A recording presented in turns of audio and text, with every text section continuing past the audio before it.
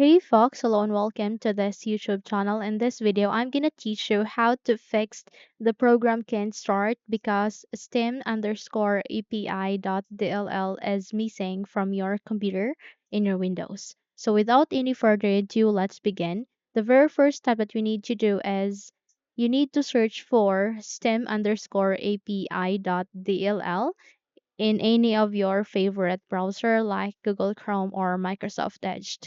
Just have to type it in the search bar. Okay, let's just wait until we are being redirected to the Chrome, and once it's here, just have to type this some underscore API.dll and then click on enter. Okay, so the moment you've clicked on it, you would be redirected here at the results, where at the very first of it, you can see there stem underscore API.dll free download. Click on it. And the moment you've clicked on it, wait until you are being redirected to the installation or to download of this device or application. Okay, just have to scroll down, and there you can see an option where you can download this zip file.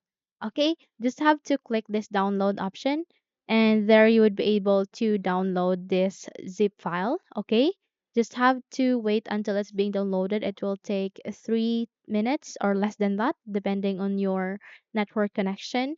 And once you're done, you need to open your file explorer. Okay, and there you need to go with downloads, which it is being located, and there you can see the zip file that we are being downloaded earlier. So just have to copy this and then paste it at the local disk. Okay, just have to go with your local disk or your C drive, click this Windows, double tap, and proceed to System 32.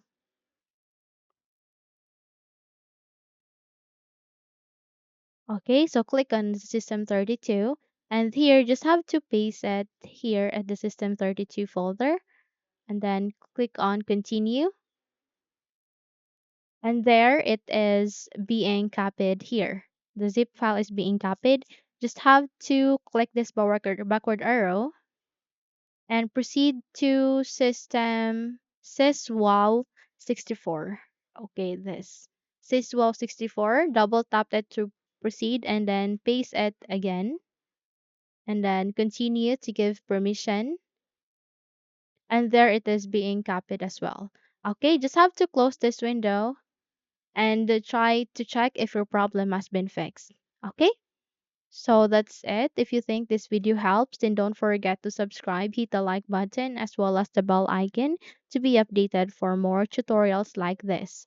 Thank you for watching this video and take care everyone.